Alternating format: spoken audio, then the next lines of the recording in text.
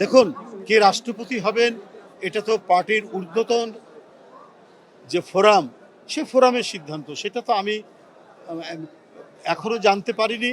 তারা নেবেন, যখনই নেবেন আপনারা বুঝতে পারবেন। আপনারা তো অনেক ঘটনা আগেই জেনে যান। তো সুতরাং রাষ্ট্রপতি পদত্যাগ করবে আমারও মনে হয়নি, কিন্তু আপনারা গণমাধ্যমে যেভাবে প্রচার চালিয়েছেন সত্যি সত্যি সেটা ঘটলো। কেউ হতাশ হবেন না, সবাই ঐক্যবদ্ধ থাকবেন। নিশ্চয়ই এই আন্দোলন সংগ্রামের যিনি প্রধান চালিকা শক্তি, আমাদের প্রধানমন্ত্রী, বিএনপির চেয়ারম্যান তারেক রহমান সবার মূল্যায়ন করবেন কোনো না কোনোভাবে।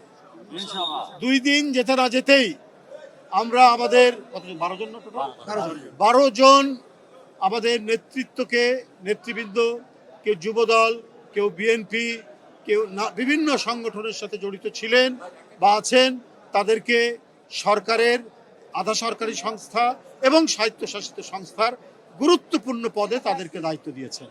এরা এক সময়, আমি যখন ছাত্র রাজনীতি করি বা ওদের নেতা, ওদের বড় ভাই ছিলাম, ওদেরকে চেনে, এরা ন্যায় নিষ্ঠার সাথে দায়িত্ব পালন করবে, এটা আমি আপনাদের সামনে বলতে পারি। এরা কেউ উৎকোচের কাছে, প্রলোভনের কাছে নিজের মাথাকে বিক্রি করে দেবে না। এখানে যারা দাঁড়িয়ে আছে এদের সবাইকে আমি জানি এবং চিনি। কোনো প্রলোভন দিয়ে এদের মাথা কেনা যাবে না। অতীতে কিছু দৃষ্টান্তও আমি জানি। তো এই দিয়েছেন বন্ধুরা আমার, তিনি $1 ট্রিলিয়ন, $1 ট্রিলিয়ন ইকোনমির কথা ঘোষণা করেছেন। বিদেশি উদ্যোক্তাদেরকে সেখানে গ্রহণ করা, সেখানে মূল লক্ষ্য সেটা হচ্ছে তারুণ্যের শক্তিকে ব্যবহার করা। এই যে $1 ট্রিলিয়ন যে অর্থনীতির কথা তিনি বলেছেন, এখানে এদেশে এখনো প্রচুর তরুণ বেকার, প্রচুর শিক্ষিত তরুণ বেকার।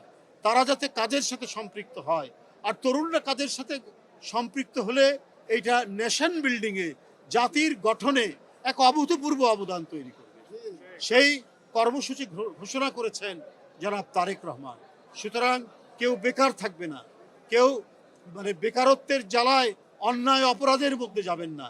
সেই প্রতিশ্রুতি তিনি দিয়েছেন, সেই কাজগুলো তিনি শুরু করেছেন। ইনশাল্লাহ সেটি অতি দ্রুত সেগুলো সফল হবে, সমাধান হবে। এর জন্য তিনি নিরন্তর চেষ্টা করে যাচ্ছেন। তিনি নিরলস এবং অক্লান্ত পরিশ্রম করে তিনি সেই কাজগুলো বাস্তবায়নের জন্য দেশের এক প্রান্ত থেকে আরেক প্রান্ত ছুটে বেরিয়েছেন। এবং যে গতকালকে যে নতুন অপেক্ষাকৃত তরুণ, আমাদের চাইতে তো বয়স কম, তাদেরকে যে দায়িত্ব দিয়েছেন, সেই দায়িত্ব পালন তারা অত্যন্ত নিষ্ঠার সাথে করবে, দক্ষতার সাথে করবে, সততার সাথে করবে। এরা অধিকাংশই প্রায় 99% ঢাকা বিশ্ববিদ্যালয়ের ছাত্র। সেখান থেকে স্নাতক এবং স্নাতকোত্তর ডিগ্রি নিয়ে তারা উত্তীর্ণ হয়েছে। তো সুতরাং তারা যে একটি প্রতিষ্ঠান ভালোভাবে চালাবেন, এটা তো আগাম পূর্বাভাসেই সেটা বলা যায়। আমি তাদের সাফল্য কামনা করছি। তারা সফল হবে, তারা সার্থক হবে, এই কামনা করে আমার বক্তব্য শেষ। দেখুন, কে রাষ্ট্রপতি হবেন এটা তো পার্টির ঊর্ধ্বতন যে ফোরাম, সে ফোরামের সিদ্ধান্ত। সেটা তো আমি এখনো জানতে পারিনি। তারা নেবেন, যখনই নেবেন আপনারা বুঝতে পারবেন। আপনারা তো অনেক ঘটনা আগেই জেনে যান। তো সুতরাং রাষ্ট্রপতি পদত্যাগ করবে আমারও মনে হয়নি, কিন্তু আপনারা গণমাধ্যমে যেভাবে প্রচার চালিয়েছেন সত্যি সত্যি সেটা ঘটলো। দেখুন, উনি যেটা বলেছেন, তার স্বাস্থ্যের অবনতি, তিনি গুরুতর অসুস্থ হয়ে পড়েছেন, এই কথাটি তিনি তার চিঠিতে লিখেছেন রাষ্ট্রপতি। তো সুতরাং আমরা ওইটুকুই জানি, আমরা ওইটুকুর মধ্যেই থাকবো, যে আমরা এটাই জানি।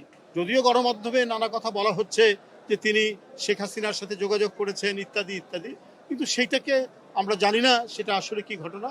উনি যেটা লিখিতভাবে গণমাধ্যমে সেটি জানিয়েছেন, সেটি হচ্ছে তার গুরুতর শারীরিক অবস্থা, অবনতি হয়েছে। তো এই কারণেই তিনি পদত্যাগ করেছেন। আমরা এইটুক পর্যন্ত ধরে নিতে পারি। এটা দল সিদ্ধান্ত যখন নেবে, তখন নেবে, কি নেবে সেটা দল জানে। উচ্চতর নীতি নির্ধারণী ফোরাম আছে, নির্বাহী কমিটি আছে, সেটা দলের বিষয়।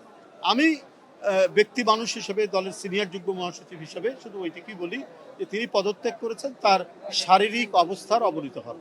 ধন্যবাদ।